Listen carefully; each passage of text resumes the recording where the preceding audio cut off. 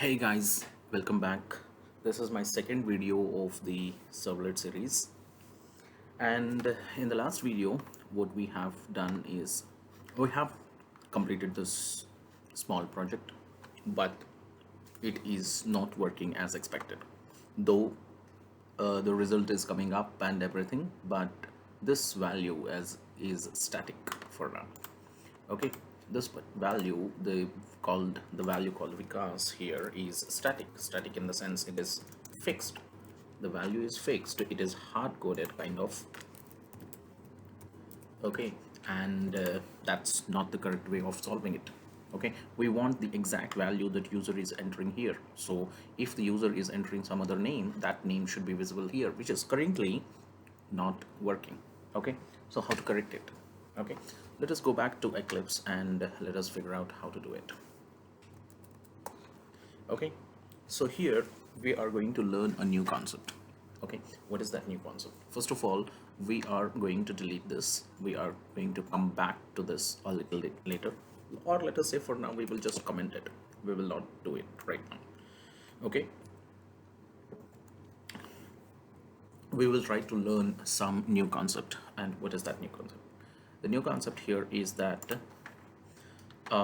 the idea of how to get the value that is entered by the user for this particular input field. Okay, this is the input field which is visible to the user, right? And the user is entering a value here. Like in my last video, I was entering my name in that field. Okay, so whatever the value that the user is entering, that value we should be able to capture into this program such that that value can be presented here. But how? For that, there are two things to do. Okay, let us go back to our drawing board. Okay, there are two things to do. The first thing that we have to do is we have to give a label to this particular field. Okay, this text field, we have to give a label. What is the meaning of label in this case? Okay, though in HTML label has a different name, for this text field, what I mean by label is I want to give a name to it, or I like to call it as nickname to it. I want to give a nickname to this particular field. Okay, and when I give a nickname to this field in the program, in the Java program, in our servlet program, whenever I use that nickname, I should be able to access the value of that particular field. Value in this case is this: anything that is entered by the user is the value. Okay, so let's just write it down here. Anything entered by user is called value. Okay, anything that is entered by the user is called value. Okay, and that value I should be able to capture. For that, the very first step that you have to do, okay, the very first step that I have to do is, let us call it as A. Okay, let us say step A is to give it a name. Okay, step A is give a name to the input field. Okay, when we give a name to the input field, what advantage we get? The program will be able to access that name. Now, earlier we have discussed that when we are clicking on the submit button, it is not directly going to this page. It is kind of intermediate. It is going to another website, or let us say another program, and from there it is going here. Okay, so what is happening in the middle? In the middle, it is kind of going to a Java class called greeting.java, and in that Java class, it is kind of getting the result of, or this particular Java file has some code which is creating this kind of a result. Okay, so you can imagine the step somewhat like this. It is not, it looks like this, as if when you click on the user button, when user clicks on the submit button, it goes directly here, but actually internally it is kind of going from here to here.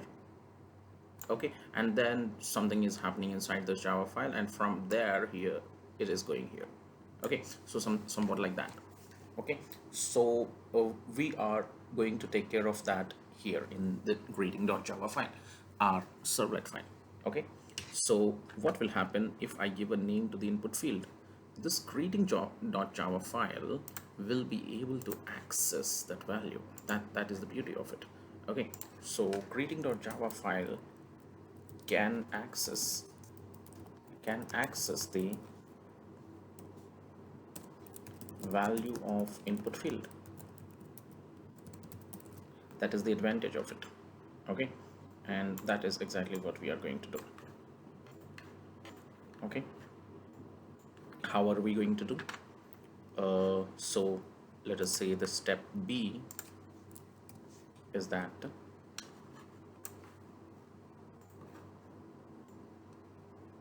okay, step B is what? Get the value from input field. Okay, so when we get the value from the input field, we will be able to store that value. And so let me write it, and store it so that it can be used while greeting the user. Okay, when we are greeting the user, in this case, what is greeting in this case? In this case, greeting is when we are writing this welcome followed by something. That is the greeting. This whole thing is the greeting. Okay, so what we are going to do is once we give the name to the field, that name will be used in greeting.java to get the value and store the value, and then that value will be used to send that value to here. Okay, we will use that value to send it here so that it is visible to the user. That is the next step. Okay, for that, let us do one by one, this step and then this step and then this step. Okay, so for that, the very first step is to give a name. And so very aptly, for the input tag, there is an attribute available called name. Okay, name attribute, and for this name attribute you have to give a value for that attribute. Whatever value you are going to give to that particular attribute, name attribute, that value will become the nickname of that input field. So in this case, I'm going to give the name as username. Okay, so the user is going to enter the name of that of himself or herself, and that name I'm going to say that name is going to be username. Okay, it can be anything. Okay, this name can be anything, but this attribute name must be name only. Okay, so in this name attribute we are giving the value called username, and that username is the nickname of this particular input field. Okay, so let us save this file first, and let us go back to greeting.java, because that is the Java file which will be executed when we click on the submit button, as we discussed in the last video. Going to greeting.java, what we are going to do next is the second step, or let us say the step B. Step B is get the value from the input field. Okay, and save it. That is the second step. Okay, right? So for that, what do we use? For that, to do that, we also have to understand something. Where are we writing this code? Where are we right now? Okay, we know one thing, that we are in this particular class called greeting. That's good. Okay, but in that greeting class, let me zoom it a little bit. Okay, in this greeting class, once again, we have this method called doGet method. Okay, and this doGet method is taking two parameters. Okay, one is HTTP servlet request, another one is HTTP servlet response with their respective uh, parameter variables, which is request and response. Okay, and why this doGet method is available in this class. If you remember, when we were creating the servlet class, when we go to right click on the project name, go and choose the servlet, and suppose the servlet name is, let us say, my servlet. Okay, then I want you to observe this part.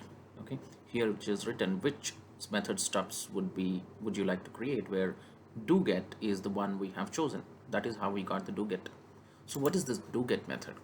DoGet method is the method which gets executed when user is clicking on that submit button. So once again, in index.html, when the user clicks on the submit button, then it will take the action of calling or executing the resource that is mentioned here. In this case, it is mentioned as greeting. So greeting Java file will be executed, and when greeting Java file is executed, in that by default it will call this particular method called doGet. That is how servlets are designed, and that is how they work, and that is the reason why you also have to provide this doGet method in your servlet class. There is one more important reason why we have to provide it, because greeting servlet class is inheriting from this class called HTTPServlet, and in HTTPServlet there is a method available called doGet. Okay, so what is this HTTPServlet class? It provides an abstract class. Okay, HTTPServlet is an abstract class which contains these methods. If we know that it is an abstract class, there may be some methods which are abstract. Okay, and it is telling that a subclass of HTTPServlet must override at least one method. At least one method. And what are those methods? It has to either override doGet or doPost or doPut or doDelete. These are the four methods that are available. Along with that, there are few more methods available. You can see init, destroy, get service info. Okay, among them, it should override at least one of the methods. That is the contract that you have with HTTPServlet. Our class called greeting is inheriting from HTTPServlet, and we have to provide at least one method overriding. And we also know, just as we discussed, is that when submit button of HTML form is clicked, and if the action attribute is connected to a servlet, then by default it calls the doGet method. Okay, that is one of the things that we have just discussed. Okay, by default it calls the doGet method, and so providing a doGet method is in one way very useful. Why? Because doGet method will be executed. That is the reason why when we were earlier running this program, it was running this part, because this part was written inside the doGet method. doGet method is getting executed automatically when greeting Java class is executed when that submit button is clicked. Okay, I hope this makes sense. For now, let us hide it once again. Okay, so because anyhow doGet method is going to be executed, this is where we are going to write how to store that data. To store the data, we have to have access to one more thing. And what is that? We are going to use this request object. So what is this request? Request is a reference variable to this particular thing called HTTPServlet request, which is an interface in Java, and we are going to make use of that request object. So by default, what this request references to, what this request reference variable refers to, which object it refers to, it refers to the request coming from the HTML page. Whenever the browser whenever browser is whenever the HTML page on the browser is in, interacted by the user, whenever the user clicks on the button, then the browser creates this request object and sends it to the server. So the servlet which is available on your server code, which will be executed by your Tomcat, that Tomcat is receiving the request object via this parameter. Okay, and on this request object we can call a method. Okay, and on this request object we have a method available called getParameter, and that is what we are going to use. Okay, we have a method called getParameter of request object. Okay, so getParameter, what it does, it takes a parameter value, or let us call it as, it takes an argument. Okay, it takes an argument of string type. Okay, it takes an argument of string type, and what do you have to supply in that string value? The value must be the input field's name attributes value. Okay, the nickname that we have given, the nickname of the field. Okay, the nickname of the field that we have given to the input field in our form, that nickname we have to supply as a string argument to this getParameter method, and then it will be able to get the value that was entered by the user. Okay, so what we are going to do here is we are going to write request.getParameter, and for this you have to supply a string value, and within that string value, getParameter method on request object, within the string value you have to supply what? You have to supply the value of the input field. Okay, the value of the input field's name attribute. Okay, so I'm going to the index.html, and this is my input field. For this particular input field, name attributes value is username. So I'm taking that username, I'm copying that username, and I'm going to greeting.java, and here within the double quotes I'm pasting it. Okay, why within the double quotes? For the same reason, because getParameter takes a string parameter as a parameter value. Okay, so what will happen when we are writing this get username? Okay, it will return us a string value. So let me write that out. Returns a string value which contains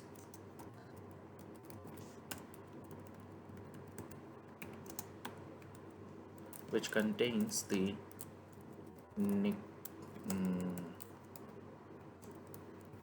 nickname of the field. Okay, by nickname basically what I mean is whatever name we are giving here. And where are we giving this name? We are giving this here in name attribute. Okay, so name attributes value is what I am calling the name attribute is what I am calling as nickname, and the value that I have given here, that value goes where? That value goes here. Okay, so this returns what? This returns whatever value that is entered by the user. So in this case, suppose I am entering Vikas, that value will be returned if you are writing something like this. If I am writing Vikram here, that value will be returned by this. If I am writing Vikrant here, then that value will be returned by this, and so on and on. Okay, so for now what we will do is, just for testing purposes, we will try to print this. Anyhow, this is a string value. We will try to print it with the help of sysout system.out.println and see what is its value. Okay, so I'm going to just cut it, and I'm going to write a system.out.println, and here I'm writing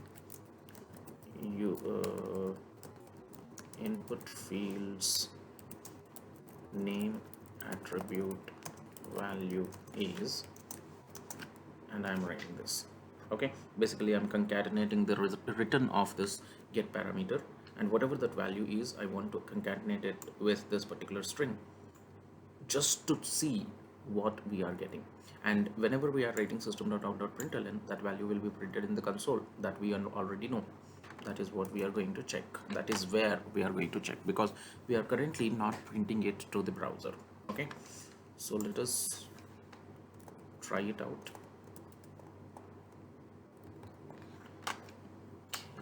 So go back, refresh, and then I'm going to say Vikas once again. And when I click on submit, you will not be seeing any particular result here in this web page, but there will be something visible uh, in your console. Okay, click on submit. It is, yes, nothing showing here on the browser, but in the URL, what is it showing?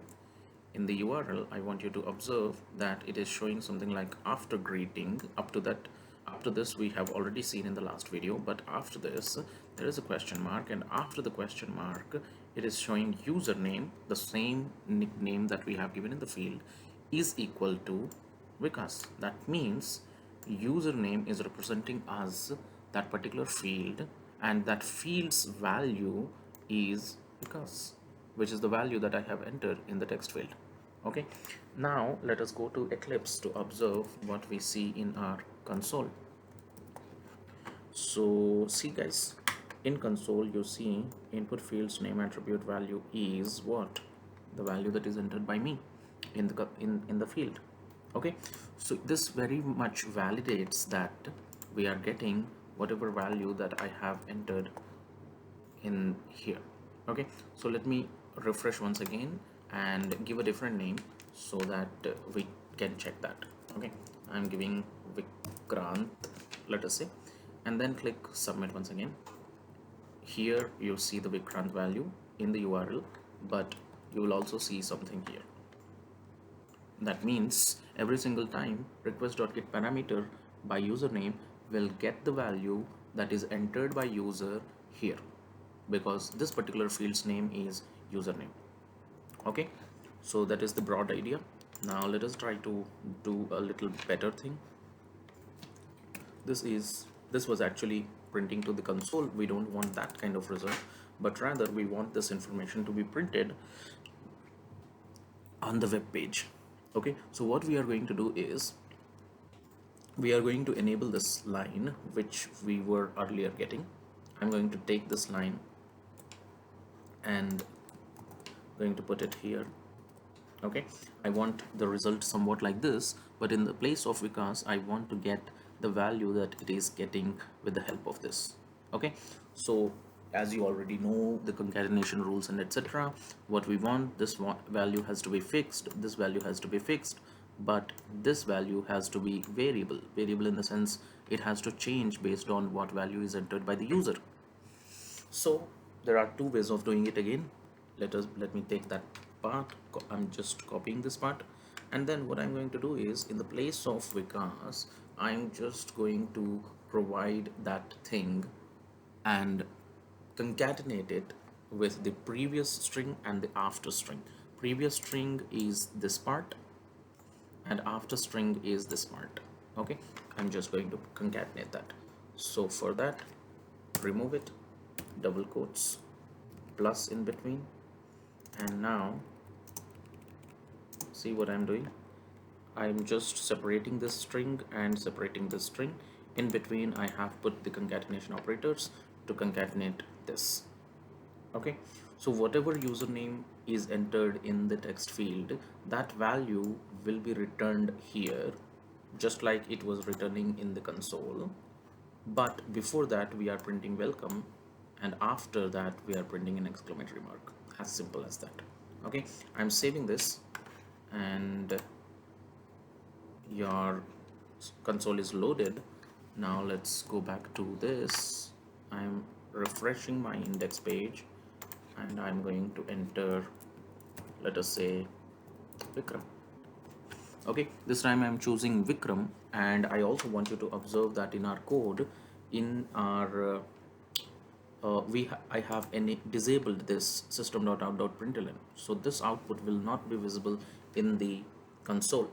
Okay, so I'm just clicking on submit, and you see what we wanted to see. Okay, I want you to observe that in the URL also this is Vikram, and here also this is Vikram. That denotes that username field's value is Vikram, and that is visible here. Let me try with a different name. I'm going back, refresh the page, and I'm going to give a different name. Let us say I'm giving, let us say, yeah, let us try this one. Okay, and then I click on submit. You see, okay, but this is not very bold and big and etc, right? Okay, so that is what we are going to very briefly try, which is very easy. I want you to closely observe this part. Okay, so in this double quotes, just before the double quotes, what I'm going to do is I'm going to make it as, let us say, uh, angle brackets h1, and after the exclamatory mark, angle brackets slash h1. Okay, let us see if it works or not. Okay, I'm going to going back, refresh, enter the value, click submit. Wow, now this is good, isn't it? That's it, guys. In the next video we will discuss how this particular line is working. Okay, and we will also discuss how to make it better. This code looks a slightly complicated thing. We will also learn how to simplify it, and we will extend this page to include few more fields. Okay, that's it for today's this video. We'll meet again in the next video.